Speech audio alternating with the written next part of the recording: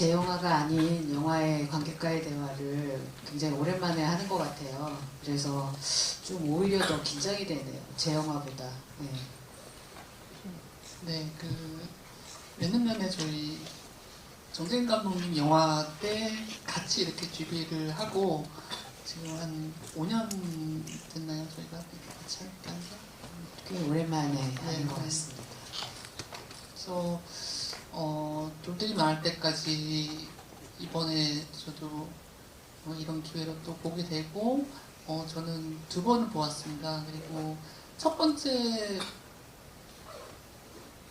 먼저 봤을 때는 사실 제주 4.3 사건에 대해서 굉장히 제한된 지식이라고 할 수도 없죠. 사실은 제주도에 사는 서울 출신의 지인들, 뭐 루시드 폴님이라든지 요조라든지 이제 그 친구들이 언급하면서 그런 게 있구나. 뭐 제주도에서 무고한 시민들이 과거에 희생을 당한 적이 있구나까지만 알다가 이 영화를 보고 그런 다음에 제주 4.3에 대해서 조금 이리저리 텍스트들을 읽어보고 그리고 두 번째로 다시 이 영화를 보니까 완전히 다른 의미로 좀 다가왔던 것 같습니다. 저는 2주 전에 시사회에서 영화를 보았는데요. 영화를 보고 나서 일단은 다큐멘터리로서 이 정도 완성도를 가지고 나온 다큐멘터리가 흔하지 않기 때문에 일단 완성도가 높은 다큐멘터리라서 너무 좋았고, 그리고 감독님이 굉장히 부러웠어요. 김경만 감독님이. 왜냐하면 이런 사실 역사적인 프로젝트에 감독으로서 이렇게 참여해서 그거를 기록할 수 있었다는 거, 그리고 그 기록을 하면서 이 역사적인 어떤 사건에 대한 실체를 누구보다도 많이 알았을 것이고, 그래서 이런 어떤 영화 작업을 하게 된 그 감독님이 정말 부럽다. 그 생각을 처음에 영화를 보고 나서는 했어요. 그리고 나서 집에 가서는 밤에 잘 때 잠이 안 오고 몸이 좀 아프더라고요. 왜냐면 이제 여러분들도 지금 영화를 보셨겠지만 이 할머니들의 그 이야기가 일단 이제 여성의 그런 이제 여성 사적인 면에 있어서나 이런 것들을 이제 많이 다루고 있기 때문에 그 할머니들이 당한 일, 그 할머니들이 서술하는 사건들을 곱씹어 보지 않을 수가 없어요. 근데 그걸 곱씹으면 정말 너무 마음이 아파서 진짜 그냥 자기 전에도 눈물이 이렇게 날 정도로 정말 이런 경험을 하시고 이런 삶을 산 이 할머니들의 그 삶이라는 거에 대해서 다시 한번 생각하게 되고, 그래서 하여튼 잠이 좀 안 왔어요. 너무 고통스러워서. 그러면서 이제 역사를 그냥 상식적으로 뭐 나무위키나 이런 데 나오는 것 이외에 좀 더 깊이 역사를 알고 싶다라는 생각이 들어서 이제 좀 공부를 하기 시작하면서 조금 지금은 감정에서 벗어나서 조금 더 이 사건 뭐가 문제였나 이런 것들에 대해서 좀 더 이렇게 파고들고 있는 그런 중입니다. 네, 그래서 저희가 오늘 주비 준비하면서 각자의 자리에서 뭐 공부라는 표현이 좀 웃기지만은 그래도 이상적으로 사실 우리나라는 되게 아픈 역사의 날들이 참 많잖아요. 근데 그렇기 때문에 굳이 내가 이것까지 더 알아야 되나 하는 부분이 있는데, 희한하게 제주 4.3에 대해서는 계속 그 제목만은 제가 들어왔는데 내용은 뭔가 밝혀지지 않았고 뭔가 그 안개에 휩싸인 듯이 약간 모호한 약간 슬프지만 이렇게 정체를 알 수 없는 이런 식으로 흘러간 그런 사건으로 계속 주변에 맴돌다가 이제 이번에 조금 알게 되면서 이게 어떻게 보면 그럴 수밖에 없었겠구나라는 생각도 드는 게, 이 1948년도에 부터 이제 일어난 일이지만은 그 45년도 해방부터 이제 50년 전쟁 이제 그 전후로 굉장히 나라가 어선하고 이념적으로도 많이 대립이 되고 이런 상황에서 너무나 다양한 정치 이익 집단들이 주체가 여럿이 돼서 어떻게 보면 다 같이 똑같은 의미로 무고한 제주도민들의 학살이라든가 수감 어떤 이유 없이 그냥 갖다 잡아놓고 하는 그런 것들, 이제 그런 폭력성에 집중을 하게 될 수밖에 없더라고요. 그러니까 이게 너무 복잡하게 이 사건이 얽히면서 서로 폭력이 작은 불씨가 뭐 이렇게 자꾸 큰 불로 옮겨 타듯이, 그래서 그 과정을 쭉 읽는데 저는 그것도 상당히 너무 속이 복잡하더라고요. 그러니까 딱히 뭐 5.18 우리가 잘 아는 5.18처럼 군부독재 항쟁하는 광주 시민들, 뭐 대학생들 이런 게 아니라 너무 여러 주체들이 자기 편을 일부 괴롭히기도 하고 뭐 그 안에서 너무 복잡하게 일어나는 일들이 많은 거죠. 저는 이번 영화 돌들이 말 때까지 보면서도 그 안에서 또 어떤 할머니는 그 간수가 자기 형편 얘기를 들어주고 빨리 나갈 수 있게 도와주는 어떤 그런 중간중간에 우리가 흔히 말하는 흑백이 아니라 그 사이에 여러 레이어를 가진 인간적인 모습들을 또 나타나는 걸 보고 이게 또 인간의 다양한 그런 복잡한 모습들이구나, 또 그런 걸 느꼈습니다. 그 시사회 갔을 때 김경만 감독님이 짧게 관객과의 대화를 했어요. 감독님한테 이제 전해들은 이야기를 잠깐 말씀드리면, 이제 영화 촬영 시작했던 게 2017년이라고 합니다. 2016년에 여기 이제 도민연대라는 곳에서 감독님한테 촬영을 제안했고, 2017년부터 이제 촬영을 하기 시작했고, 그리고 영화에도 나오지만 그 수영인 명부, 그게 2,530명이거든요. 2,530명 중에서 어쨌든 생존해 계시고 인터뷰가 가능하신 분들, 그런 분들을 120명 정도 촬영을 하셨다고 합니다. 120명 정도 촬영을 했으면 아마 그 분량이, 제가 다큐멘터리를 생각을 했을 때 한 분당 몇 시간은 아마 인터뷰를 했을 거예요. 그러면 그 분량이 정말 엄청났을 거고 정말 다양한 이야기를 담고 싶었을 것 같아요. 근데 그 다양한 이야기들 안에서 이것을 여성들의 어떤 전쟁에 사실 가장 이제 극심한 피해를 경험하는 것이 아무래도 여성과 그 아이들이기 때문에 축소를 해서 그렇게 다룬 것도 있겠지만, 그 이야기로 이거를 축소하고 선택하는 과정에서 얼마나 감독님이 갈등이 많았을까라는 생각을 하게 됐어요. 그리고 또 사실 그 해방 전후의 정치적인 국면에 대해서 굉장히 관심이 많으신 분이거든요. 김경만 감독님이. 그래서 그런 감독님이 얼마나 하고 싶은 얘기가 많았을까. 근데 이렇게 다 줄이고 이 마지막 남은 이 영화에 이 선택되어서 남은 이 말들, 이거에 저는 좀 굉장히 감동을 많이 받았어요. 그리고 이제 이 영화의 좀 특징이라고 한다면 아무래도 이 면접조사라는 어떤 형식을 선택한 거일 텐데, 그 얘기를 하시더라고요, 감독님이. 이게 이제 자기는 그냥 인터뷰 같은 걸 생각을 했는데, 이 면접조사라는 어떤 형식, 그게 좀 자기가 생각했던 인터뷰랑 너무 달랐고, 그래서 자기가 그냥 지켜볼 수밖에 없었다. 근데 이제 생각을 해보세요. 90살이 넘으신 분들인데 그분의 기억력이라는 것이 얼마나 이렇게 화석화돼 있겠어요. 그리고 이 말들을 꺼내고 사람들한테 이 얘기를 한 지 얼마 안 됐잖아요. 그래서 그런 말들을 하는 거에 대해서도 여전히 영화에도 나오지만 그거에 대한 공포심을 가지고 있는 분들도 너무 많고, 그리고 말을 할 때도 이거를 계속 막 이 면접 조사원들이 거의 막 억지로 끄집어내잖아요. 그게 이제 저는 면접조사의 특징이라는 생각이 들었어요. 그렇게 해서 이 묵혀있던 기억을 꺼내는 방법. 예, 그거가 제가 생각할 때는 이 영화에 이 수영이를 다뤘다라는 커다란 다큐멘터리적인 어떤 특징도 있지만, 두 번째로는 이제 이 말을 끄집어내려고 한다는 거. 예, 그리고 그 말들이라는 게 이제 저희한테는 거의 외국어에 가까운 제주도의 말이라는 거. 그래서 이 사람들의 어떤 감춰뒀던, 그리고 꺼내기 힘들었던 말들을 꺼내는 어떤 이 과정, 면접 조사라는 거, 이것을 이제 형식적인 것으로 선택했다는 거가 저는 좀 굉장히 흥미로운 다큐멘터리로서 굉장히 흥미로운 부분이었다고 생각을 하게 됐습니다. 그래서 감독님에게 전해들은 내용들은 이런 것이고, 얼마나 사실 그 갈등이 많았고 고민이 많았을까, 그리고 정말 한편으로는 감독으로서 굉장히 부러운 작업을 했다, 이런 생각을 하면서 관객과의 대화를 들었습니다. 그래서 감독님한테 직접 들은 얘기들을 좀 전해드리고 싶었어요. 일단은. 네, 저는 그래서 한동안 삼촌이 도대체 네, 계속 삼촌이 뭘까 하면서 한 절반 정도는 그냥 이렇게 그런가 보다 하면서 나중에 그게 그런 뜻이구나 알게 되고 네, 자꾸 보다 보니까 이제 제주어 그리고 그 언어가 다르다는 것이 얼마나 또 한편으로는 무섭고 어떤 고립된 일인지 이제 그런 것도 많이 느꼈고요.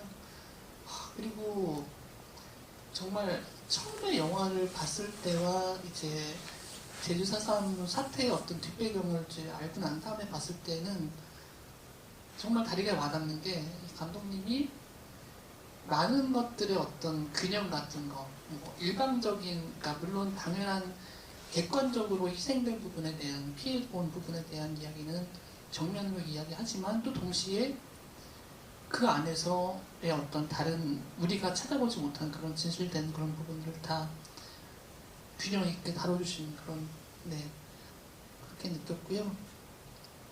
그리고 저는 항상 이렇게 보면서 진짜 우리나라는 이 소위 말하는 진영 혹은 이념 이런 게 참 여러 사람 피곤하게 했구나. 정말 지금도 저는 그렇다 생각하고 그리고 그 이념이라는 게 언제나 정치적 도구로서 쓰인다는 것은 저는 변함없이 그렇게 생각하고 있어요. 그거는 그 누구를 위한 것도 아니고 그 빨갱이라는 단어 어떤 그 단어 자체가 불과 몇십 년 전 계속 어떻게 보면은 이렇게 쌓여 있는 것 같아요. 이렇게 그런 컴플렉스를 준다는 게 근데 그것이 내가 탄압하고 싶은 내가 누르고 싶은 대상을 쉬기 위한 어떤 프레임을 항상 사용된다는 거 우리나라에서 이제 그런 어떤 상대를 악마화시키기 위한 도구로서 항상 이념이 활용됐다는 게 저는 한국 현대사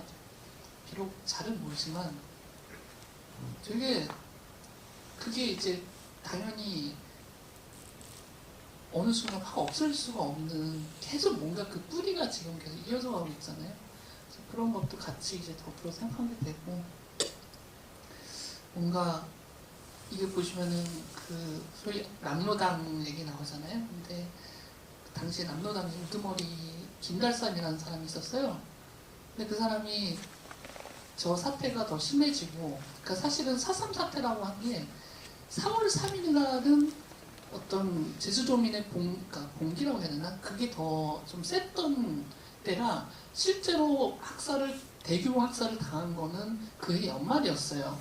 4.3이라고 이름 붙인 거는 일부러 이 시선의 포커스를 제주도민이 들고 일어섰다. 뭔가 이렇게 그러니까 뭐 반항을 했다. 약간 그들한테 그러니까 좀 그걸 씌우는 용도로 4.3이라고 부르게 됐다라는 설도 있는데 아무튼 그 항상 어떤 진짜 악이라는 것은 그 배후에 있다는 생각을 제가 좀 딴 얘기하는 것 같지만 네 영화를 보면서 그 생각을 지울 수가 없더라고요. 저는.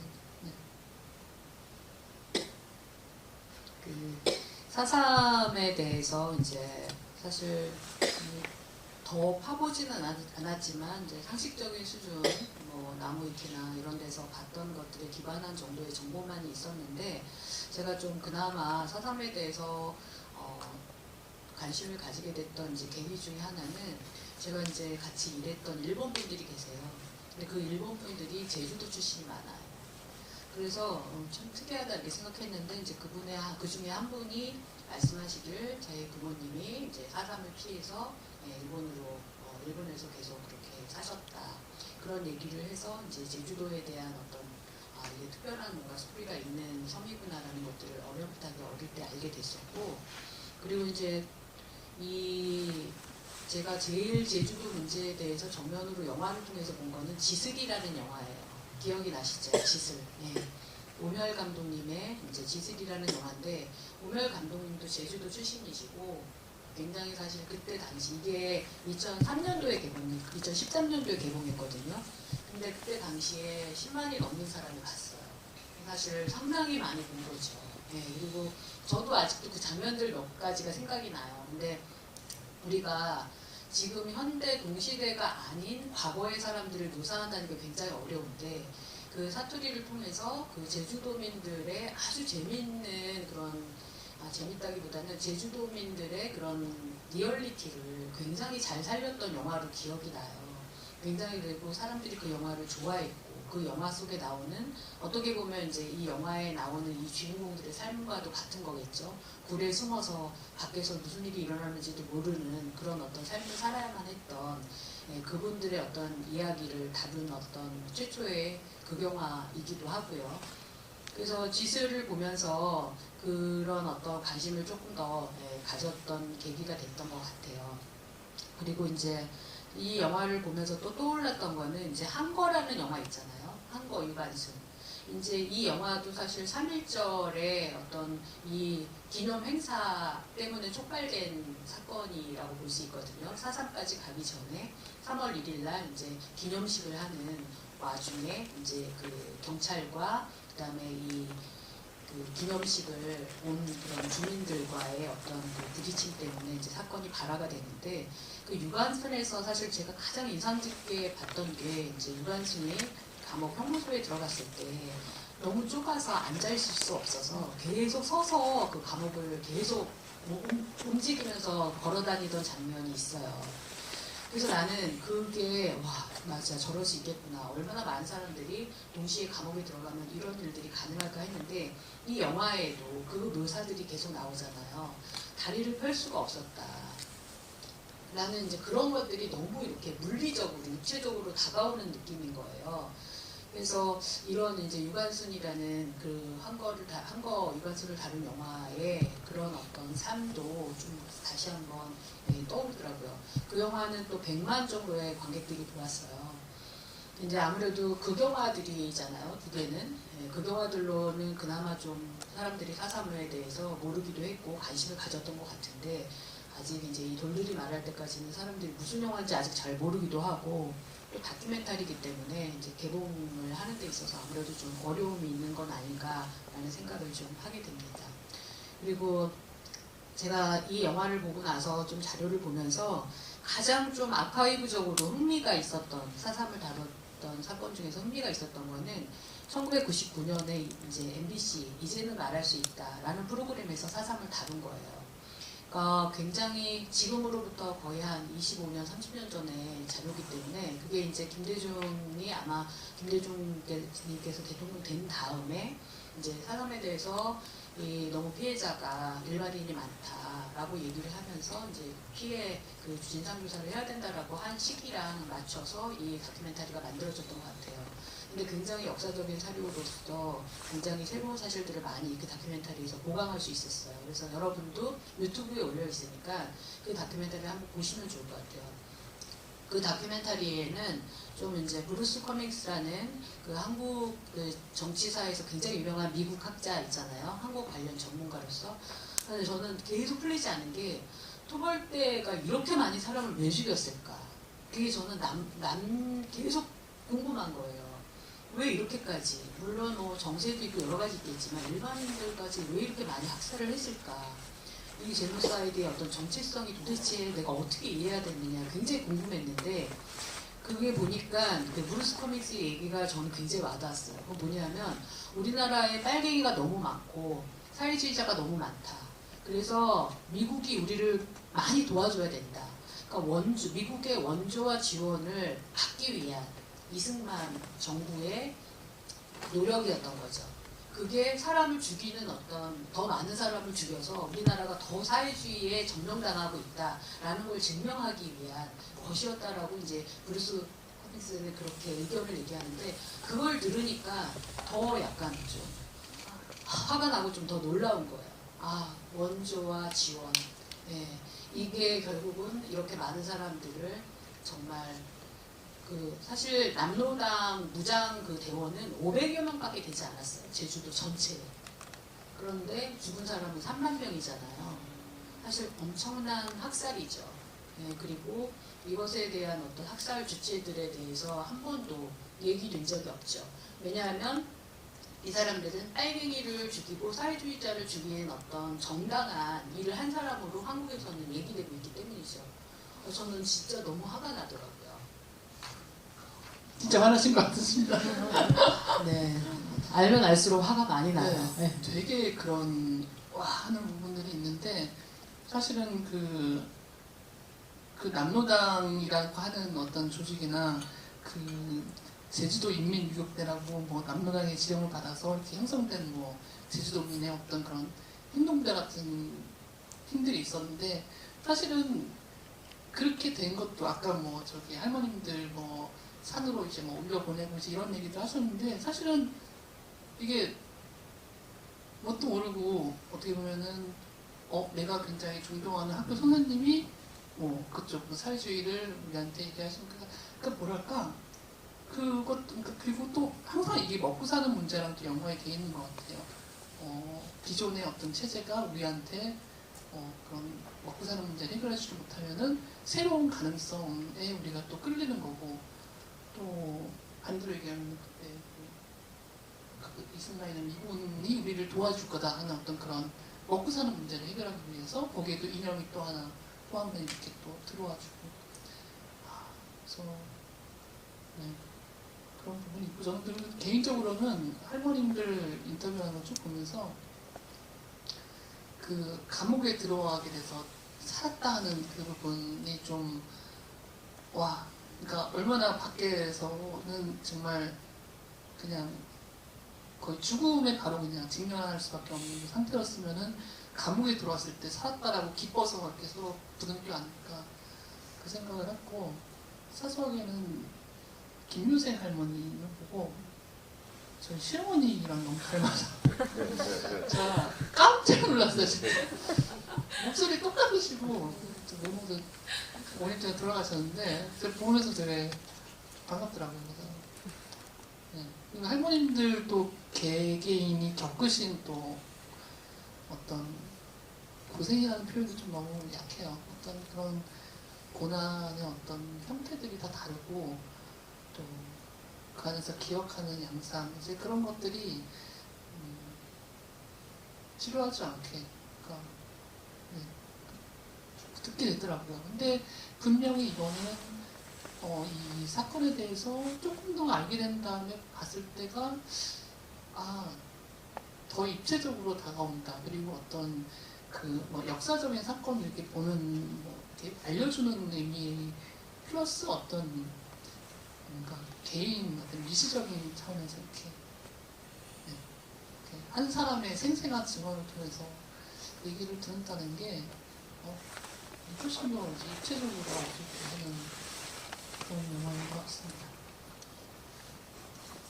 그 영화에 나오신 그 할머니 5분 중에 그 2분 박춘옥 할머니하고 송순이 할머니 두 분은 이제 작고를 하셨다고 합니다.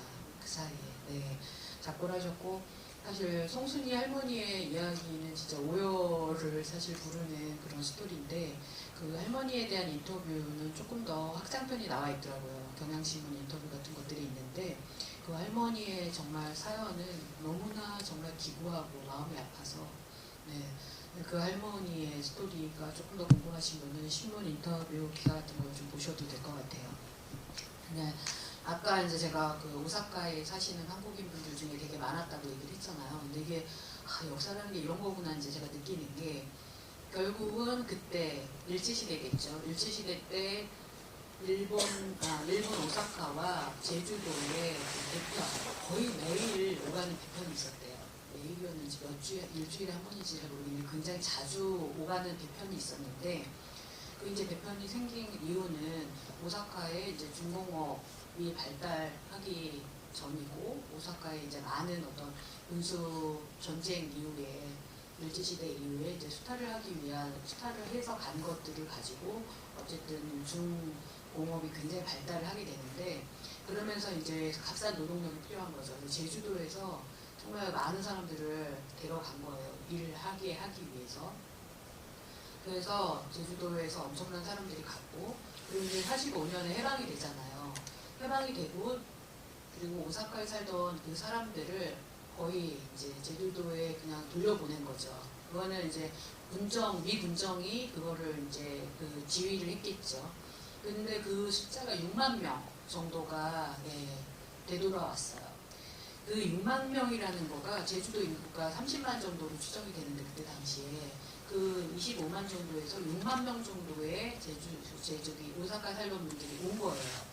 그리고 이들은 이 6만 명의 이 오사카에서 오신 분들은 일본에서 나름 식민지 서름을 겪었고 공부를 굉장히 열심히 한 사람들이 많은 거예요. 그리고 교육을 받은 사람들도 많고.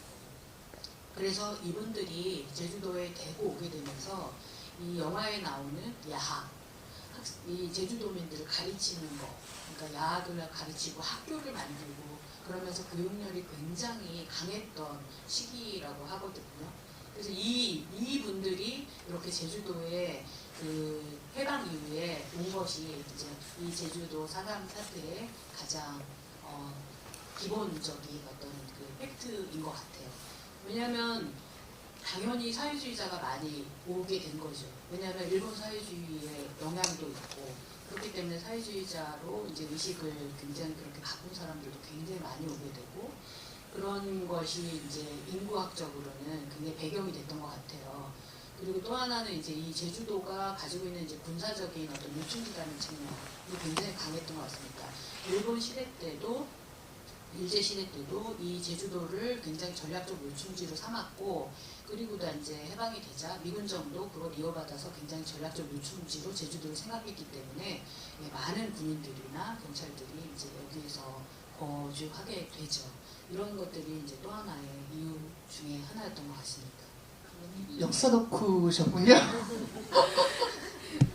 굉장히 재미있는 사실들이 많고, 예, 그리고 이제 이 사실 역사에 대해서 좀 여러분들이 관심이 있다면 저는 여기에서 굉장히 많이 그 도움을 많이 받았어요. 제주 4.3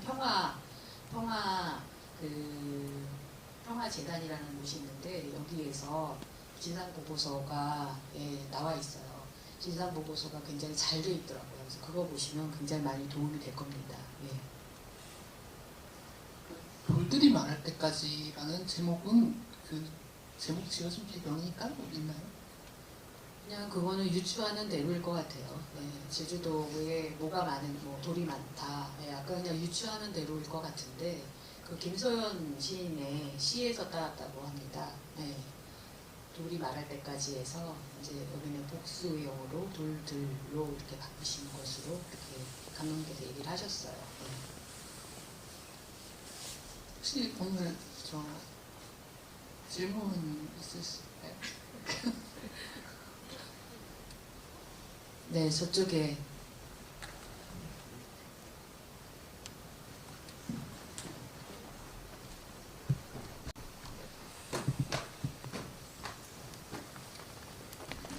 제주 4.3 사건 항쟁이라고 불리는 일들에 의해서 이제 이런 영화가 만들어졌는데 이게 요즘 세월호 사건이랑 맞물려서 지금 개봉한 날짜도 4월 17일 오늘로 이렇게 4월 16일 다음 날로 되어 있고 아까 임나선 작가님께서는 4.3의 그 현재 좀 부적절하다라고 말씀하신 것 같기도 한데 제가 알기로는 어찌되었던 그 제주도민들 전체의 그런 건국, 올바른 나라에 대한 건국에 대한 희망 때문에 이런 일들이 촉발되었고 섬이었기 때문에 척박한 섬이었기 때문에 그렇게 학살을 당한 거나 마찬가지인데 날짜를 좀 개봉 날짜를 앞당겨서 3월 말이나 4월 초에 했으면 어땠을까? 예, 어찌된 사연인지 좀 알 수 있을까요? 그게 궁금해서 오늘 참석했습니다.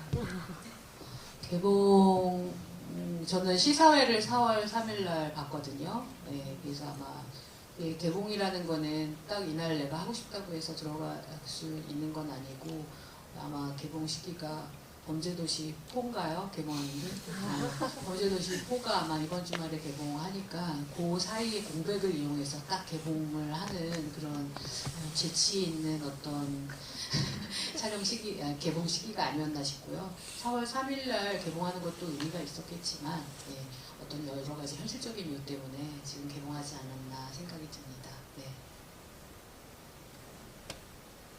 그리고 4.3에 대해서 사실 우리가 아는 것들 그리고 상식적으로 이해하고 있는 것들 그런 것들이 꽤 있는 것 같아요. 지금 이제 말씀하신 분도 여러 가지 그런 견해를 가지고 계시고, 근데 제일 이제 이 많은 어떤 그 사실들 중에 어쨌든 가장 중요한 거는 사회주의자라서 죽였다라는 거가 어떤 합법화될 수 있는 건 아니고 그건 학살인 거잖아요.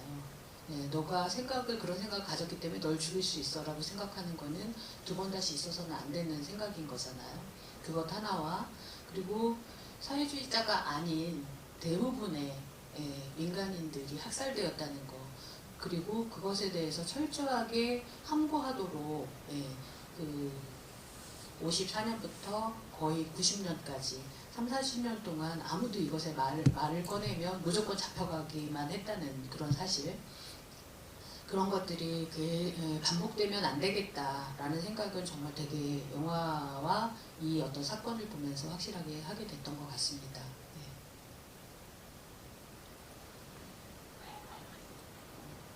네.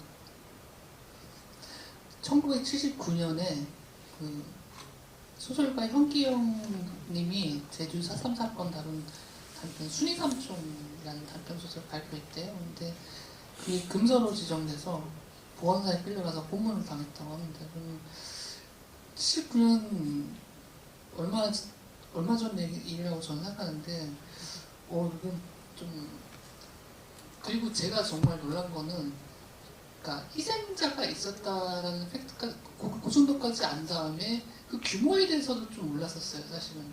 근데 이번에 보니까 몇만 명 수준인 거예요. 근데 그거는 6.25 전쟁 이후에 그 다음 순서로 사상자가 많은 규모의 어떤 그런 사태였거든요. 그런 게 진짜 저는 안 어울리게 정치교학과 졸업했는데요. 저도 이제 좀 최근 1, 2년 사이에 4.3에 대해서 제목 겨우 알고 겨우 희미하게 어떤 사건이었다 요 정도 아는 거예요. 그래서 그렇다면 이게 일반적으로 얼마나 정말 이렇게 꼭꼭 정말 말씀하신 대로 숨겨진 사건이었을까? 이게 좀 어마어마한 일인 것 같습니다.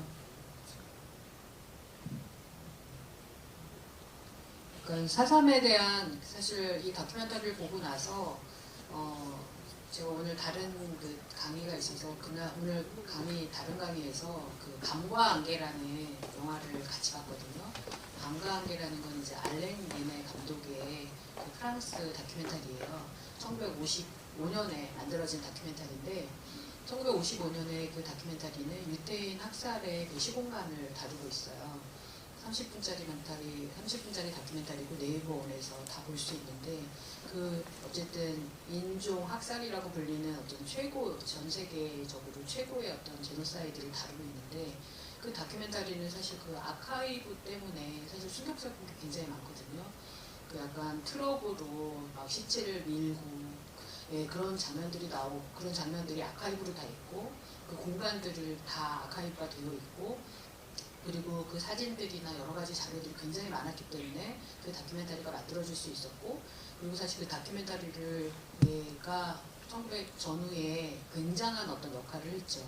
전쟁과 제노사이드에 대한 어떤 그 학살의 기억을 다룬 다큐멘터리로서 사실 굉장히 사실은 영향을 많이 미친 다큐멘터리예요. 근데 그 다큐멘터리를 제가 오늘 다시 보면서 4.3의 아카이브가 굉장히 궁금하다는 생각을 많이 하게 됐어요. 사실 미국이 조금 자료를 가지고 있을 것 같아요. 그리고 굉장히 중요한 어떤 그 카메라를 가지고 촬영을 한 케이스도 굉장히 많더라고요. 그래서 아마 미국 쪽에 좀 아카이브가 있지 않을까.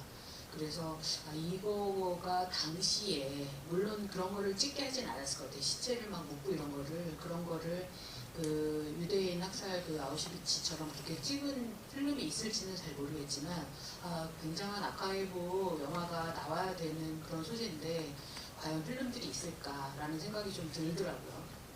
그래서 이 아카이브를 좀 이거는 어느 정도 되어 있는지가 굉장히 궁금한 영화다라는 생각이 들고, 이제 작가님도 굉장히 흥미로운 지점을 아까 이제 얘기를 하셨는데, 저도 이 순이 삼촌 말고 저는 1960년도에 그 사건이 좀 재밌었어요. 이제 어쨌든 이승만이 정권을 잡고 4.19 때문에 1960년대에 이제 60년도에 4.19 때문에 이제 이승만이 하야를 하고 그리고 나서 이제 약간 그 자유로운 분위기가 있었잖아요. 그때 제주 대학생 7명이 진상조사단을 자기네끼리 진상조사 동지회를 만들어요. 그래서 이 사람 저는 그게 너무 그 사진이 너무 독수리 오영재 같은 느낌이야. 아무도 말을 못하고 이승만 그 정권 때 아무도 말을 못했던 이 제주도의 실체에 대해서 내가 밝히겠다라고 생각을 하면서 4.3 진상조사 동지를 자기네들이 딱 만들고 사진을 7명이 딱 찍은 거예요. 그게 너무 감동적인 거예요. 근데 당연히 그 사람들이 바로 5.16의 혁명이 일어나고 바로 그 사람들이 또 구속이 됩니다. 네, 그분들의 이야기가 사실 더 궁금하고 그분들의 이야기도 좀 한번 파헤쳐보고 싶다. 그러니까 오히려 진실을 알리려고 노력했던 사람들의 이야기, 이제 직접적인 피해자나 가해자 이야기도 있겠지만 직접적으로 이 사건을 경험하고 말을 들어서 그 진실을 밝히려고 애썼던 사람들의 이야기도 굉장히 재미있겠다라는 생각을 좀 하게 됐습니다. 그 분들에 대한 그 후속이 어떤 그런 거는 알 길이 없는 거죠. 저는 그리고 그 막연히 그 제주도민들이 육지 사람들이라고 하잖아요. 이쪽 그 비제주도 사람들을 그리고 이제 육지 것들 뭐 한때는 되게 배척이라고 하더라도 이렇게 조금 배타적인 텃세 부리고 이제 이런 게 뭐 100% 이것 때문이라고는 할 수 없겠지만 이 어떤 역사적인 이 분명히 깊게 뿌리가 있지 않았을까 하는 생각을 제 생각이 맞을까요? 너무 당연히 그럴 것 같아요. 네. 왜냐하면 제주어를 사람들이 제주말을 하는 것 자체를 공포로 느꼈기 때문에 제주어가 이렇게 빨리 소멸됐다는 얘기도 자료에 나와 있었거든요. 그러니까 사실은 굉장히 사실 제주도가 이제 일본의 오키나와처럼 그냥 독자적인 독립국이었던 적도 있고 또 섬나라가 편입이 되는 어떤 과정에서도 굉장히 이제 갈등이 많았고 그리고 이제 이 영화의 배경인 때에 1950년대에 전쟁 전에 이게 전라남도 그 소속이었다가 이게 이제 제주도로 독립이 되거든요. 그러면서 이제 그런 갈등도 굉장히 있어요. 행정상의 갈등도. 부모님 모르시는 게 뭐예요, 도대체? 정말 진상보고서 2권 읽었잖아요. 네, 진상보고서 읽어서 너무 재밌는 사실이 너무 많았어요. 네. 재밌다고 얘기하면 안 될 수도 있는데 너무 상상을 초월하는 그런 이야기들이 굉장히 많았습니다. 그 7명의 이야기는 정말 한번 극영화로 만들어봐도 굉장히 재밌겠다 이런 생각을 하게 되는 것 같습니다. 짧은 용기네요, 정말. 네, 그렇죠. 20살 젊은이들이 그 사진 한번 찾아보세요. 정말 독수리 오영재 같은 그런 느낌이었습니다. 네.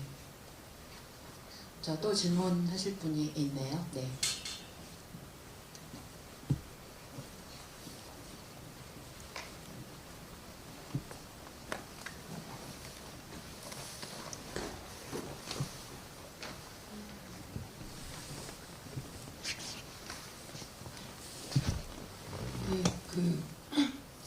저 다큐멘터리 영화를 많이 안 봤지만 이 영화는 어쨌든 인터뷰를 통해서 인터뷰하신 분들이 한 그 내용만 가지고 그 사건을 상상하게 만든다는 점에서 어떻게 보면 좀 책을 읽는 것 같은 그런 형식이어서 막 화려한 뭐 화면이 있는 건 아니지만 나름의 이렇게 상상을 하게 만들어서 이게 되게 좋은 형식이었다는 생각이 들었고요. 좀 이 영화만의 어떤 형식에 대해서 좀 궁금한 게 일단은 이렇게 여성분들만 어떻게 인터뷰를 하시게 했나라는 좀 생각이 들었는데 그게 좀 혹시 이유가 있는지 그게 궁금했고요. 또 두 번째는 인터뷰가 있고 그 다음에 이제 제주의 자연을 보여주는 형식이 이제 반복이 되는데 그 제주의 자연을 보여주는 이게 뭐 순서라던가 어떤 장면을 그러니까 그 어떤 인터뷰다음에 어떤 그 장면을 넣고 이 형식에서 그 감독님의 의도, 그러니까 처음에는 뭐 봄이었다, 나중에 뭐 겨울 장면을 보여준다던가 그런 형식적인 그 배치에 있어서 의도가 좀 궁금했어요. 감독님한테 진짜 여쭤봤어요. 주가나 김경환 감독님한테 제가 꼭 전해드릴게요. 궁금증을 가지고 있다. 근데 사실 제주도의 풍경을 사실 이렇게 정말 아프게 보기는 처음인 것 같아요. 우리가 경험하는 제주도는 늘 휴양지고 너무 예쁘고 아름답고 이렇잖아요.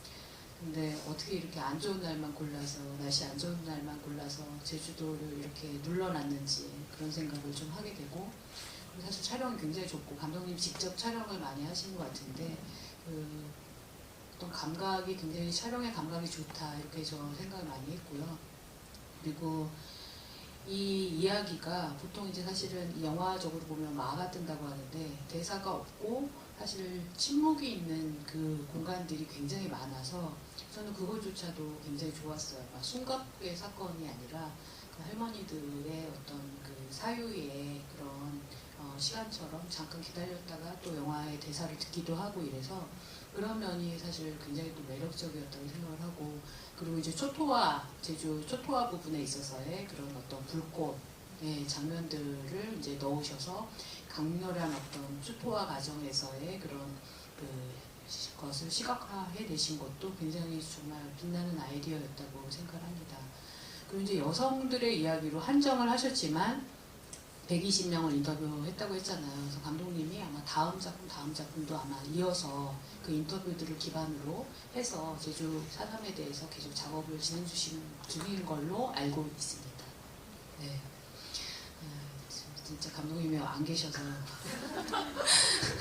그렇지만 뭐 제가 미루어 짐작하건데 그러지 않을까. 그리고 저는 사실 이 4.3에 대해서 정말 좋은 선택을 하셨다고 생각해요. 이 여성들의 이야기로 이거를 선택을 한 거는 그 어떤 사건의 실체를 회부한다 이런 선택이 아니라 이 여성들의 이야기로 이 사건을 축소하고, 그래서 축소해서 깊이를 더하고, 그리고 이 사건에 대해서 굉장한 감정적인 임팩트를 느끼게 이렇게 만든 거가 사실 굉장히 중요한 선택이었다고 생각하고 굉장히 완성도 높은 다큐멘터리라고 저는 개인적으로 생각합니다. 대답이 되셨나요? 감독님한테 꼭 전해드리고 제가 답을 얻어서 알려드릴게요. 네. 네, 저쪽에.